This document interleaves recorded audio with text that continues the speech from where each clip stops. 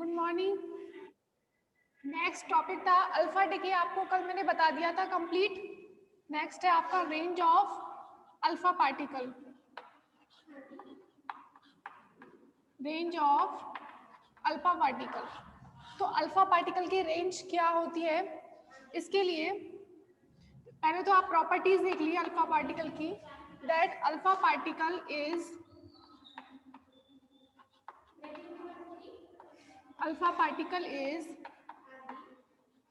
doubly ionized helium atom having very high energy। ठीक है, alpha particle जो होता है वो डबली आयनाइज्ड होता है एंड इसकी जो एनर्जी होती है वो बहुत ज़्यादा होती है। ठीक है, तो ये इसकी जो प्रॉपर्टी है इसका यूज करते हुए, तो अल्फा पार्टिकल की जो एक प्रॉपर्टी होती है, alpha particle have the property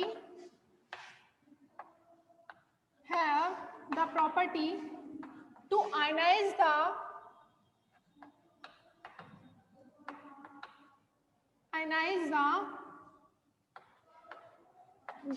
gas atoms। ठीक है, कोई गैस है, उस गैस में यदि आप अल्फा पार्टिकल इंसिडेंट होते हैं तो अल्फा पार्टिकल उस गैस में जितनी डिस्टेंस ट्रेवल्ड करते हैं वो गैस एटम्स को क्या करेंगे, आयनाइज करेंगे, क्योंकि जो अल्फा पार्टिकल होता है उसमें He++ चार्ज होता है। तो ये एक चार्ज पार्टिकल है, alpha particle is a charge particle, doubly ionized particle. तो जब इस alpha with having very high energy, ठीक है, इसकी एनर्जी बहुत ज़्यादा होती है और ये आयनाइज होता है, इसलिए जब इस अल्फा पार्टिकल को आप किसी गैस में से पास किया जाता है तो ये गैस एटम्स को क्या करेगा, आयनाइज करेगा। ठीक है, आयनाइज कैसे करेगा कि जब ये किसी गैस में पास होगा तो गैस एटम से ये कोलिजन करेगा, स्कैटर्ड करेगा। क्यों करेगा, क्योंकि इसके पास जो हाई एनर्जी है वो गैस एटम्स के जब कांटेक्ट में आएगा तो उन गैस एटम्स को अपनी एनर्जी ट्रांसफर करेगा। सिंपल, अल्फा पार्टिकल की जो हाई एनर्जी है वो जब गैस में पास होगा तो गैस एटम से कांटेक्ट में आएगा और उन गैस एटम्स को अपनी एनर्जी ट्रांसफर करेगा। ठीक है, और ऐसे ही अपनी एनर्जी ट्रांसफर करते करते उन गैस एटम्स को आयनाइज करता जाएगा। और कब तक आयनाइज करेगा, जब तक ये अल्फा पार्टिकल की एनर्जी लो नहीं हो जाती। समझ रहे हैं कि अल्फा पार्टिकल अपनी एनर्जी गैस एटम्स को कब तक देता रहेगा, जब तक इसकी एनर्जी जीरो नहीं हो जाती। ठीक है, तो जब अल्फा पार्टिकल को, एक अल्फा पार्टिकल की ही बात करते हैं कि जब आप अल्फा पार्टिकल को, ये मान लीजिए इस एक्सिस पर हमने ले लिया डिस्टेंस, ये वो डिस्टेंस है जो अल्फा पार्टिकल किसी गैस के अंदर ट्रेवल करता है। ठीक है, तो उस डिस्टेंस को ले लिया इस एक्सिस पर और यहाँ पर उसकी हमने अल्फा पार्टिकल की एनर्जी को ले लिया कि अल्फा पार्टिकल की एनर्जी इनिशियली मान लीजिए अल्फा पार्टिकल की एनर्जी काफी है। अब अल्फा पार्टिकल गैस एटम्स के अंदर गैस में जब पास हो रहा है तो धीरे धीरे क्या कर रहा है, वो गैस एटम्स को अपनी एनर्जी ट्रांसफर कर रहा है। तो पहले तो कुछ ऐसा कंटिन्यूअस सा ग्राफ रहता है, फिर अपनी एनर्जी मैक्सिमम ट्रांसफर करने के बाद में इस पॉइंट पर आकर के क्या होगा, वो अपनी एनर्जी ट्रांसफर करते करते उस अल्फा पार्टिकल की एनर्जी क्या हो जाएगी, जीरो हो जाएगी और अल्फा पार्टिकल इस तरीके से यहाँ होगा। दैट मीन्स उसने गैस के अंदर कितनी एनर्जी, कितनी डिस्टेंस ट्रेवल की है, वो क्या कहलाती है, उस अल्फा पार्टिकल की रेंज। तो आप रेंज को कैसे डिफाइन कर सकते हैं, the distance travelled by the alpha particle in gas before its energy falls down to the zero, that distance is called the range of the alpha particle. ठीक है, तो आप इसको कैसे लिख सकते हैं, as the alpha particle pass through the gas it ionizes the gas continuously till the energy of the alpha particle falls down। ठीक है, below the ionization the distance। तो आप रेंज ऑफ अल्फा पार्टिकल को कैसे define कर सकते हैं, the distance travel by the alpha particle, the distance traveled by the alpha particle in gas before its energy falls down to the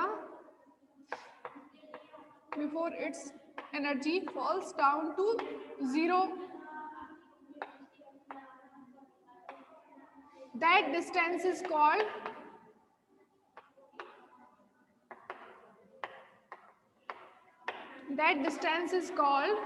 range of the alpha particle.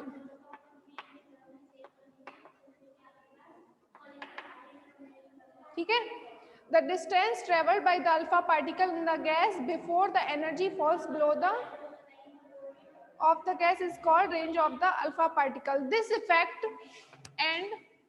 effect is also called,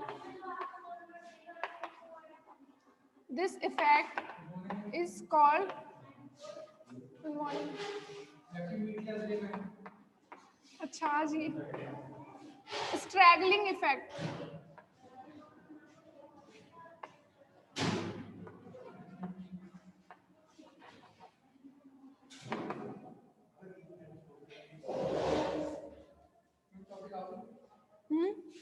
नहीं तुम खाओ,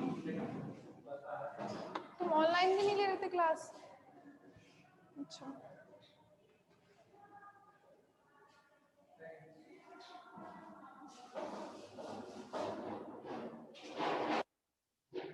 ionization.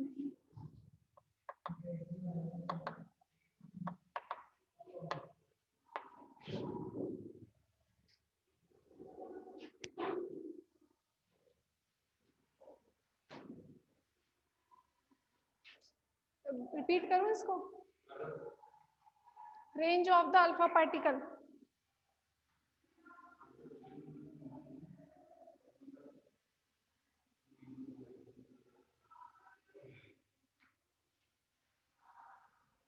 देखो range of alpha particle क्या है, alpha particle की property होती है कि वो क्या है, डबली आयनाइज्ड होता है, ठीक है, और उसकी जो एनर्जी होती है वो बहुत ज्यादा हाई होती है।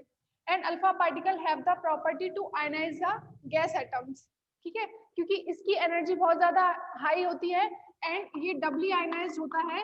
तो जब इस अल्फा पार्टिकल को किसी गैस में से पास किया जाएगा तो वो गैस एटम्स को आयनाइज करेगा, क्योंकि खुद ये क्या है, चार्ज पार्टिकल है, तो गैस एटम्स को आयनाइज करेगा। अब जैसे देखो किसी गैस में आप अल्फा पार्टिकल इंसिडेंट करा रहे हैं तो वो क्या करेगा, उसकी हाई एनर्जी है, वो गैस एटम्स के कांटेक्ट में आएगा तो अपनी एनर्जी उनको ट्रांसफर करता जाएगा। जो जो एटम्स उसके कांटेक्ट में आएंगे सबको अपनी एनर्जी ट्रांसफर करता करता हुआ आगे जाएगा, ठीक है। तो धीरे धीरे क्या होगा, एनर्जी ट्रांसफर की, फिर कुछ रिमेनिंग हुई, फिर दूसरे एटम्स को ट्रांसफर की, ऐसे करते करते लास्ट में उस अल्फा पार्टिकल की एनर्जी क्या हो जाएगी, जीरो हो जाएगी। तो उस गैस के अंदर वो जो अपना अल्फा पार्टिकल है वो गैस एटम्स को अपनी एनर्जी ट्रांसफर करता करता जितनी डिस्टेंस उस गैस के अंदर ट्रेवल करता है वो डिस्टेंस क्या कहलाती है, रेंज ऑफ अल्फा पार्टिकल, ठीक है।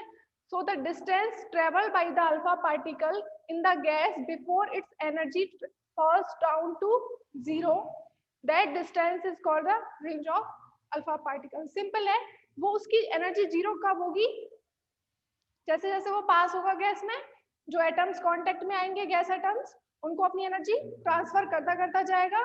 तो जितनी डिस्टेंस वो ट्रेवल करेगा बिफोर उसकी एनर्जी जब तक जीरो नहीं हो जाती, जैसे यहाँ पर वो अपनी एनर्जी आयनाइज कर रहा है गैस एटम्स को, और यहाँ पर आयनाइज करने के बाद उसकी एनर्जी जीरो हो जाती है इस तरीके से। तो जब जीरो हो जाएगी तो वो आयनाइज करना बंद कर देगा। तो इतनी डिस्टेंस उसने उस गैस में ट्रेवल की है, ये क्या कहलाती है आपकी, रेंज ऑफ अल्फा पार्टिकल।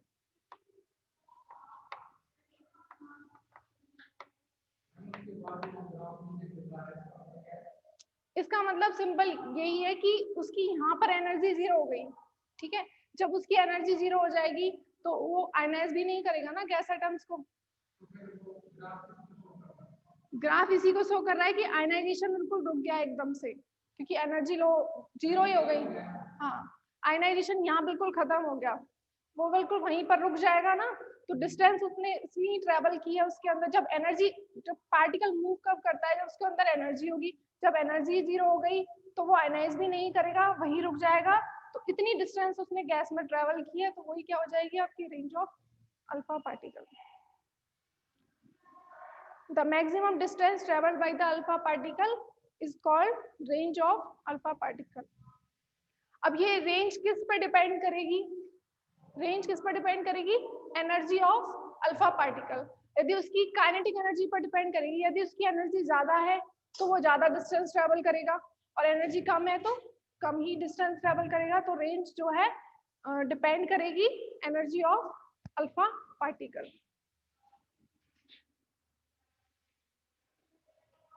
ठीक है, किस पे? इनिशियल पे? पोटेंशियल पे क्यों डिपेंड करेगी? एनर्जी पे ही डिपेंड करेगी।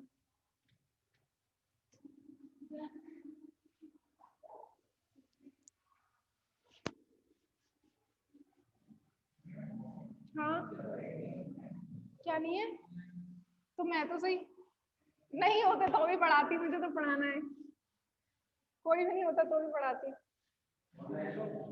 इसे मिट ही नहीं रहा आज। अभी आशिफ का ऑनलाइन था, है तो सही।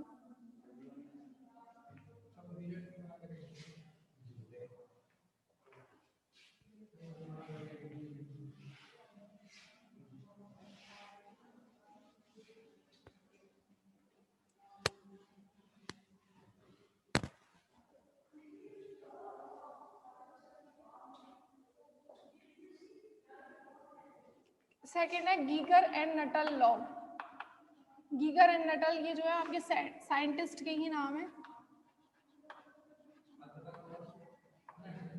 नहीं, वो जिंजर नहीं है, गीगर है। Geiger and Nuttall law. तो Geiger and Nuttall law, Geiger and Nuttall ने क्या किया था? उन्होंने मेजर किया था रेंज ऑफ अल्फा पार्टिकल्स को, और उन्होंने ये ऑब्जर्व किया था, measured the range of alpha particle, Giger and Nuttall measured the range of alpha particles from various radioactive elements.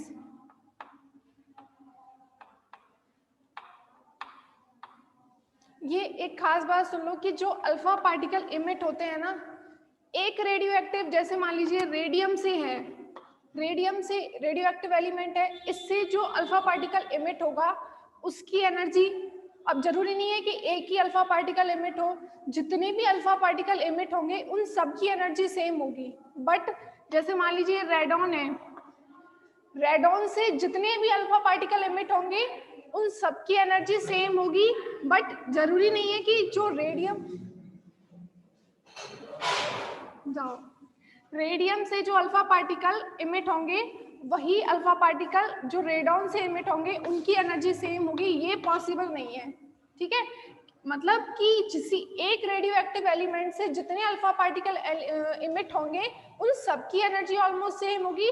But radium और रेडॉन, इन दोनों से कितनी कितनी एनर्जी, जो अल्फा पार्टिकल इमिट होंगी उन दोनों की एनर्जी सेम नहीं हो सकती। ठीक है, तो सिंपल मैं यही बोल रही हूँ कि एक रेडियो एक्टिव एलिमेंट से जितने अल्फा पार्टिकल इमिट होंगे उन सब की एनर्जी सेम होगी। ठीक है, तो Geiger Nuttall measure the range of alpha particle from various radioactive elements and observe that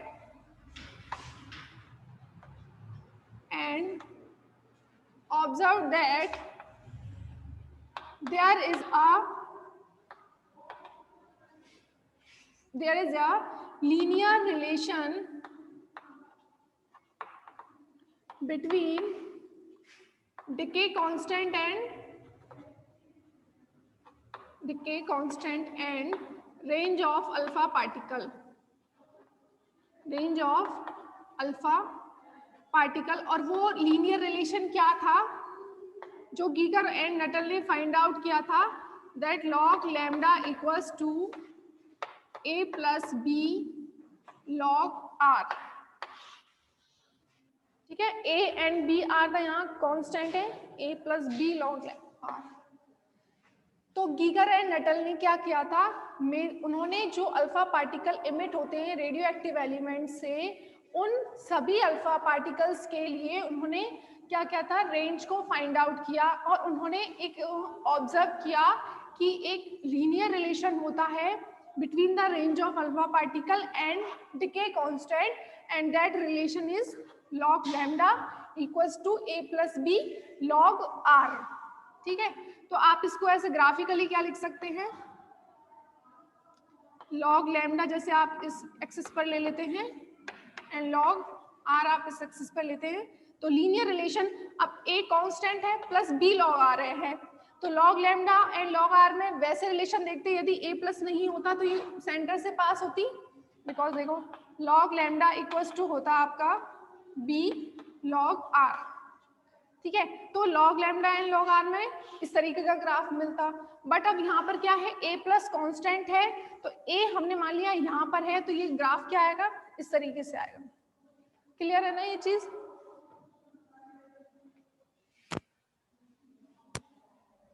अब ये ग्राफ कैसे होगा, इस तरीके से होगा। ठीक है, तो अब जैसे एक एक्टिनियम सीरीज होती है, एक्टिनियम सीरीज और actinium uranium series, radio active series जो आपने पीरियोडिक टेबल में पढ़ी हुई है, यूरेनियम, क्योंकि रेडियो एक्टिव एलिमेंट्स से ही तो अल्फा डिके होगा ना, एक्टिनियम, यूरेनियम एंड थोरियम, हाँ थोरियम। तो इन सभी सीरीज में काफी एलिमेंट्स होते हैं, उन सभी एलिमेंट्स से उन्होंने क्या किया, अल्फा डिके जो अल्फा पार्टिकल इमिट होते हैं एक एक सीरीज के जो है, उनसे सभी अल्फा पार्टिकल के लिए उन्होंने रेंज को कैलकुलेट किया एंड डिके कांस्टेंट देखा, तो उनमें एक लीनियर रिलेशनशिप होता है, वो कितना होता है, log lambda equals to a plus B log r। तो ये ग्राफ कुछ ऐसा आता है, पैरेलल है तीनों लाइंस, ये for uranium series, thorium series and actinium series.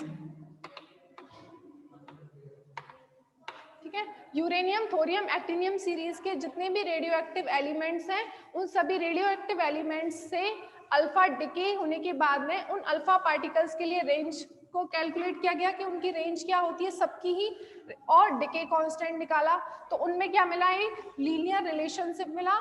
जो गीगर ने नटल ने फाइंड आउट किया था वो था log lambda equals to a plus B log r, जहां r क्या है आपका range of alpha particle and lambda is the decay constant. ठीक है, फिर इसका ग्राफिकल आप ऐसे लिख सकते हैं, log लैम्डा को आपने इस एक्सिस पर लिया है, log r को इस एक्सिस पर लिया है, a प्लस कांस्टेंट आ रहा है तो a प्लस यहाँ मान लीजिए, और ये ग्राफ इस तरीके से। ठीक है, वंस मोर, क्योंकि तुम चले गए थे, देखूं।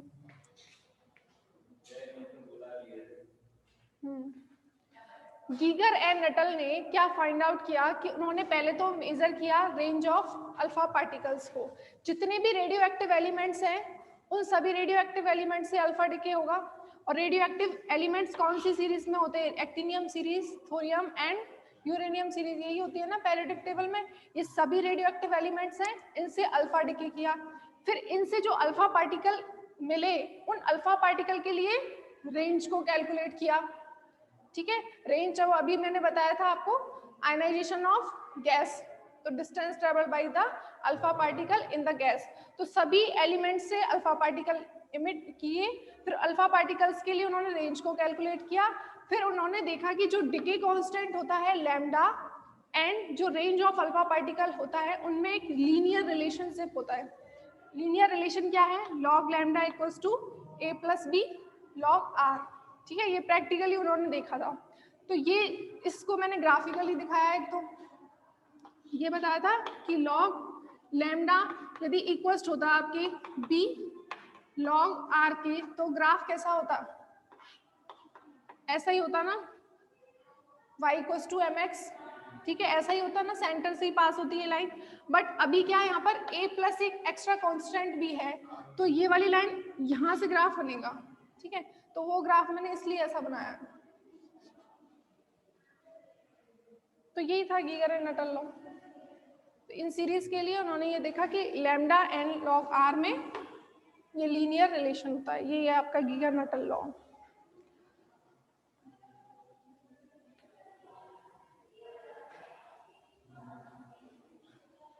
अब इससे एक कंक्लूजन ये भी निकल रहा है ग्राफ से कि जैसे आपका डिके कांस्टेंट इंक्रीज होता है तो रेंज भी क्या हो रही है, इंक्रीज हो रही है। तो डिके कांस्टेंट इंक्रीज हो रहा है तो रेंज इंक्रीज हो रही है। और रेंज कब इंक्रीज होती है, रेंज कब ज्यादा होती है, जब अल्फा पार्टिकल की एनर्जी हाई होती है, ठीक है। तो डिके कांस्टेंट किसके लिए ज्यादा होगा, जिन अल्फा पार्टिकल्स की एनर्जी ज्यादा होगी, ठीक है। तो ये भी लिख सकते हैं हम। A conclusion can be drawn from this graph that when the decay constant increases, the range of alpha particle also increases. Since the range of alpha particle depends on the energy of alpha particle, so therefore radioactive element of large decay constant emit very high energy alpha particle. ठीक है, इसको relate कर सकते हैं हम यहाँ से। तो इस तरीके से आपका अल्फा डिके पूरा कंप्लीट हो गया, ठीक है। अब स्टार्ट करते हैं बीटा डिके।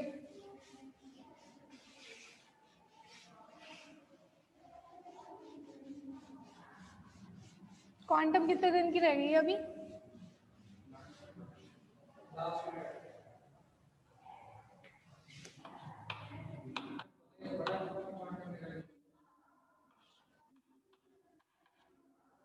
Beta decay. जैसे मैं ऑलरेडी आपको बता चुकी हूँ, बीटा डिके 2 टाइप्स का होता है, beta minus decay and beta plus decay. तो आप पहले बीटा माइनस डिके पढ़ लेते हैं। बीटा माइनस डिके में जैसे मान लीजिए ये आपका कोई न्यूक्लियस है ZXA, तो बीटा माइनस डिके में क्या होगा, इलेक्ट्रॉन इमिट होगा, ठीक है, साथ में कुछ एनर्जी, ठीक है। और जब एक इलेक्ट्रॉन इमिट हो रहा है तो यहाँ पर क्या आ जाएगा, Z-1 YA। तो आप ऐसा देख रहे हैं कि जब बीटा माइनस डिके होता है तो पेरेंट एंड डॉटर न्यूक्लियाई का मास नंबर सेम रहता है।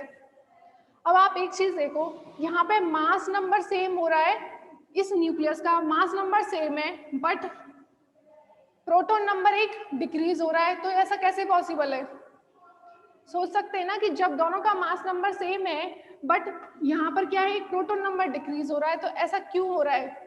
और इलेक्ट्रॉन कहाँ से आ गया, न्यूक्लियस से ही तो डिके हो रहा है, तो वहां पर इलेक्ट्रॉन कैसे आया। जैसे देखिए इसका प्रोटॉन नंबर Z है और न्यूट्रॉन कितना है इसके अंदर, मान लीजिए A है। यहाँ पर क्या हो रहा है, वो मास नंबर लिखते हैं बट मैंने यहाँ पर न्यूट्रॉन नंबर लिख दिया आपका, चलो यहाँ मास नंबर ही लिख दो, दोबारा बता दूंगी। यहाँ पे proton number Z-1 but mass same है, बट ऐसा पॉसिबल कैसे हो रहा है, बिकॉज यहाँ का जब प्रोटॉन नंबर एक डिक्रीज हो रहा है, मास नंबर सेम है, इसका मतलब क्या होना चाहिए, एक न्यूट्रॉन तो इंक्रीज हो सकता है ना उस जगह पर, सही है ना। तो जैसे देखिए आर्मी यहाँ पर प्रोटॉन था एक, तो आप इसको ऐसे लिख सकते हैं, प्रोटॉन तो हो गया एक डिक्रीज और इलेक्ट्रॉन एक साथ में इमिट हो रहा है, तो न्यूट्रॉन आपका इंक्रीज हो जाता है और एक इलेक्ट्रॉन आपका इमिट हो जाता है। तो ये रिएक्शन होगी कि नहीं न्यूक्लियस के अंदर। बीटा माइनस डिके कब होगा, जब उस न्यूक्लियस के अंदर एक प्रोटॉन न्यूट्रॉन एंड इलेक्ट्रॉन में चेंज हो जाए, ठीक है। तो उसके अंदर क्या होगा, न्यूट्रॉन एक इंक्रीज हो जाएगा, प्रोटॉन एक डिक्रीज हो जाएगा और मास नंबर क्या रहेगा, सेम रहेगा।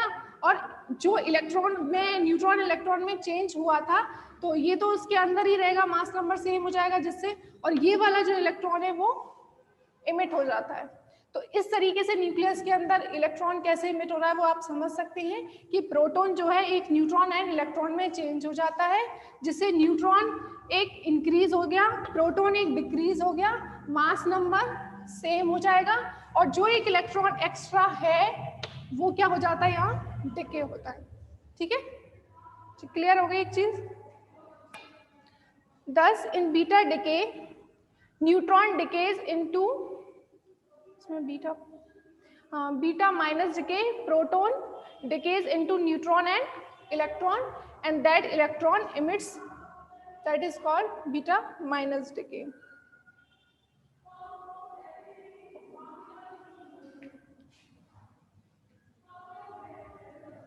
Thus in beta minus decay process, one proton to neutron and electron, and that electron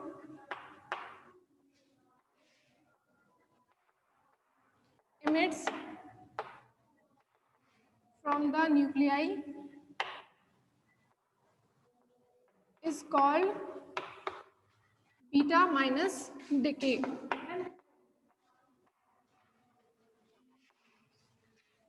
है ही नहीं कोई ऑनलाइन, रीजॉइन किसको करवाना है? चलो ठीक है कर